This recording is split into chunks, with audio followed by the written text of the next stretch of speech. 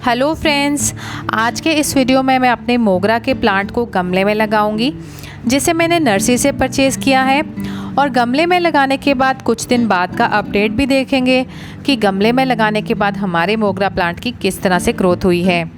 और आज के इस वीडियो में हम मोगरा प्लांट के कुछ केयर टिप्स के बारे में भी बात करेंगे, जिसे फॉलो करके आपके मोगरा प्लांट पर ढेरों फूल आ सकते हैं। तो चलिए फ्रेंड्स, वीडियो को स्टार्ट करते हैं।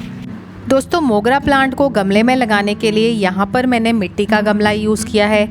आप चाहें तो इसके लिए सीमेंट का गमला भी ले सकते हैं, पर मोगरा के प्लांट को कभी भी आप प्लास्टिक के पॉट में ना लगाएं, क्योंकि जब गर्मी बहुत ज़्यादा होती है और प्लास्टिक के गमले गर्मी के मौसम में ज़्यादा हीट को प्रोड्यूस करते हैं, और उस गर्मी की वजह से कई बार मोगरा प्लांट की जड़ें भी ख़राब हो जाती हैं और कई बार तो पूरा पौधा भी ख़राब हो जाता है। गमले के ड्रेनेज होल को कवर करने के लिए यहाँ पर मैंने एक पुराने दिए का यूज़ किया है। आप टूटे हुए गमले की ठीकरियाँ भी इसके लिए यूज़ कर सकते हैं। दोस्तों, मोगरा प्लांट के लिए जो हमने पॉटिंग मिक्सचर बनाना है वो हमने न्यूट्रिएंट रिच बनाना है। उसके लिए मैंने 40% गार्डन सॉइल, 40% ही मैंने उसमें गोबर की खाद ऐड की है, 10% लीफ कंपोस्ट को लिया है, 10% ही गार्डन सॉइल में पहले से सैंड मिक्स है, इसलिए अभी मैंने सैंड इसमें नहीं डाला है।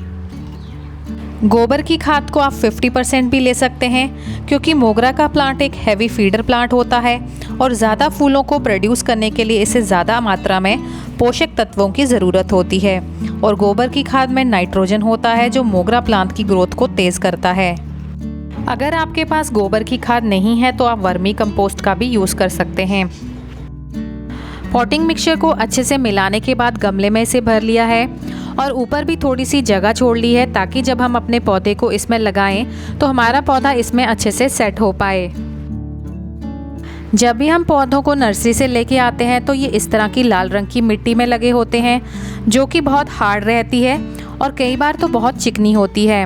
अगर इसी तरह से हम पौधों को गमले में लगा देते हैं तो पौधे इसमें से अपनी जड़ें आसानी से निकाल नहीं पाते हैं, और क्या होता है कि कई बार हमारे पौधों की ग्रोथ भी इसी मिट्टी की वजह से नहीं हो पाती है। इसलिए इसे हटाना बहुत ज़रूरी रहता है। जड़ों को भी कोई नुकसान ना पहुंचे और मिट्टी भी आसानी से निकल जाए, इसलिए मैंने 10 से 15 मिनट पहले इसमें पानी डाल दिया था।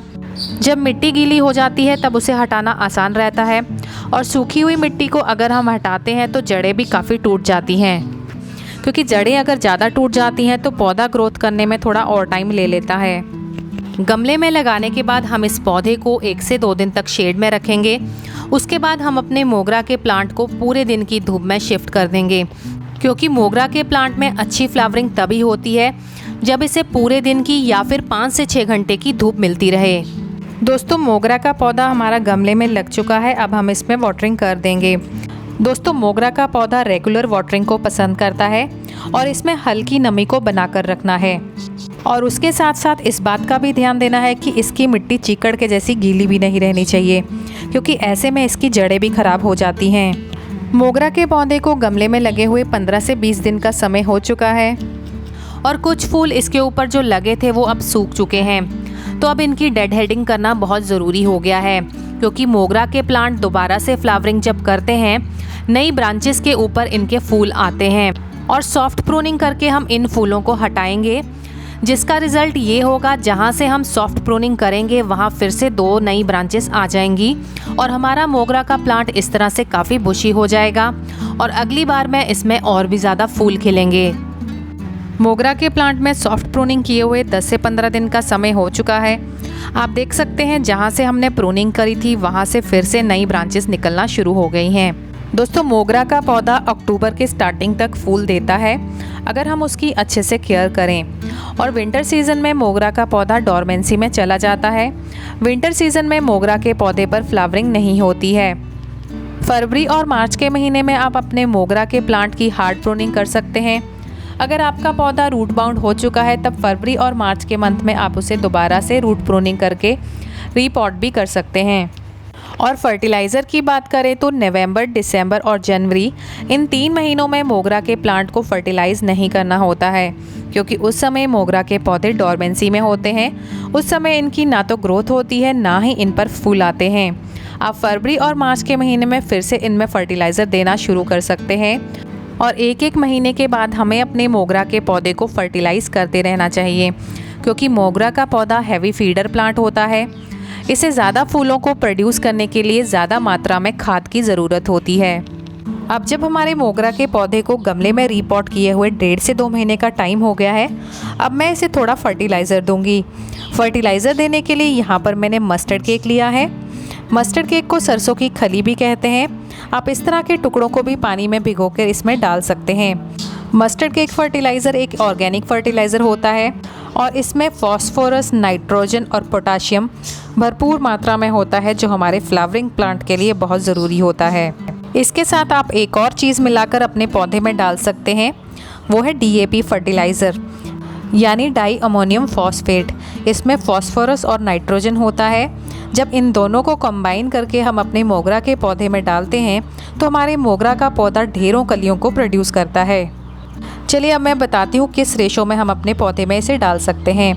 यहाँ पर मैंने 4 चम्मच मस्टर्ड केक फर्टिलाइज़र के लिए हैं, जिसमें मैंने 1 चम्मच DAP फर्टिलाइज़र का डाला है।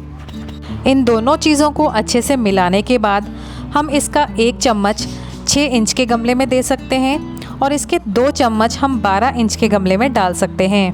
फर्टिलाइज़र को डालने से पहले हम अपने पौधे की गुड़ाई करेंगे और गुड़ाई करने के बाद ही हम इसे पौधे में डालेंगे। गुड़ाई करने से फर्टिलाइज़र पौधे की जड़ों तक पहुंच जाता है और उसके साथ साथ हमारे पौधे की जड़ों को ऑक्सीजन भी मिलती है। हमने ये फर्टिलाइज़र अपने पौधे के किनारे किनारे में डालना है, बिल्कुल पौधे के तने के पास इसे नहीं डालना है। और सिर्फ महीने में एक बार ही हमें ये फर्टिलाइज़र अपने मोगरा प्लांट में देना है। फर्टिलाइज़र डालने के बाद आप चारों तरफ से मिट्टी से इसे कवर कर दें और अपने पौधे में अच्छे से वाटरिंग कर दें। दोस्तों, अगर आप अपने मोगरा के प्लांट में सिर्फ ये 2 फर्टिलाइज़र भी डालते हैं और कभी कभी गोबर की खाद भी इसमें डालते रहते हैं तो आपके पौधे में कभी भी फूलों की कमी नहीं आएगी। तो फ्रेंड्स, आज के लिए सिर्फ इतना ही। अगर आज का वीडियो आपको पसंद आया हो तो प्लीज़ इस वीडियो को लाइक करें और चैनल को सब्सक्राइब करके सपोर्ट करें। Thanks for watching guys.